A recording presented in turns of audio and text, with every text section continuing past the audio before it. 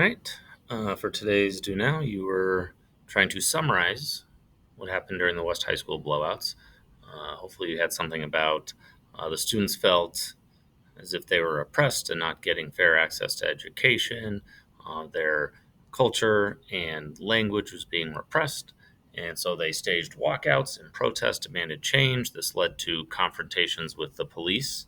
Um, Physical confrontations, and it led to sort of riot like protests where they're throwing rocks, breaking windows, which led to more arrests. Um, but the protesters eventually made it to City Hall where they listed all um, the, the issues that they wanted changed. One of the big end results is that the teacher who was at the center of this controversy had to be transferred to a different school. Um, but in a bigger sense, like the city of Denver plus the whole country saw this unfold, led to a lot more understanding of the inequities in our school system and what was wrong with it and how we need to address this and start making changes um, to ensure that every student gets education. And so it was an eye-opening experience for a lot of people in Denver and around the country. Today, we're going to be looking at some protest movements for different groups of people besides just African Americans, Hispanic Americans. We'll talk a little bit about women's push for equality. We'll talk about it again in a couple of weeks because it's really bigger in the 70s. But in the 1960s, women are going to start fighting for more economic equality, right? More opportunity to get jobs, better pay, but also sort of social equality, get different sort of expectations because men and women were treated differently through most of American history, and women wanted more power over their lives, more access to different things in society, as well as access to things like abortion. There's some pictures of women protesting, marching for more equality, protesting for abortions.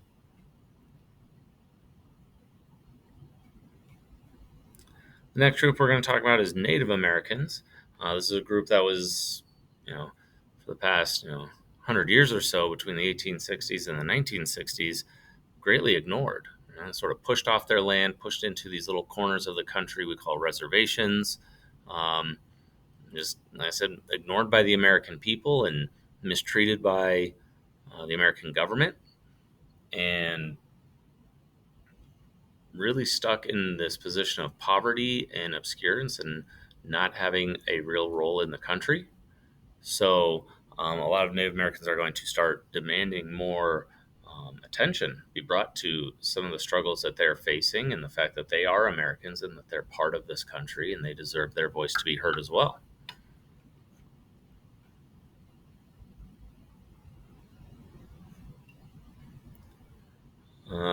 Next, we'll look at Asian Americans. Now, during this time in American history, most Asian Americans were on the West Coast, like California, Oregon, Washington, and then a few major cities had sort of Asian American communities. Um, and a lot of Asian Americans had to face lots of negative stereotypes between, Japanese soldiers during World War II, thoughts about, communist Chinese and Vietnamese, that America had a lot of stereotypes.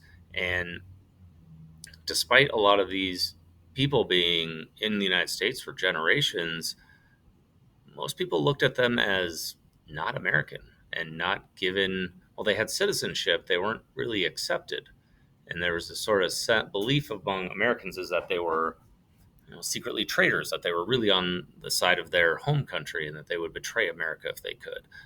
So a lot of Asian Americans are protesting for more equality, but just also more inclusion, being accepted in American society.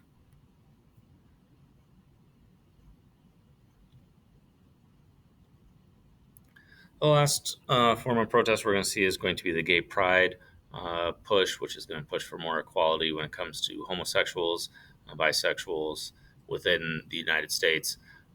This one, again, is going to be more of a societal push for more acceptance within America to make it accepted. There were lots of states where gay marriage or homosexuality in general was illegal, right? So just fighting for the right to exist as they were was big for a lot of this group of people.